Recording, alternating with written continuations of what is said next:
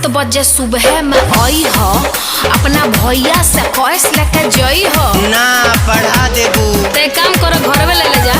आ कल 7 बजे सुबह में आई हो, काहे? अपना भैया से कैश लेके जई हो। हम जानी ले घर के मालकिन तू ही हो। कुछ बोली है ना पवन भैया हमें काबू हम।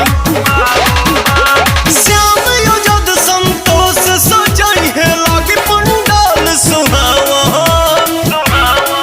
दुर्गा पूजा के चंदा दे दे भौजी 251।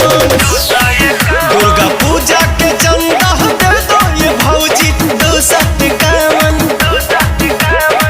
तनी का खा जेबो जा, हमा के पंडाले में 501 रुपया चढ़ाए। दिल जीत लिया आपने।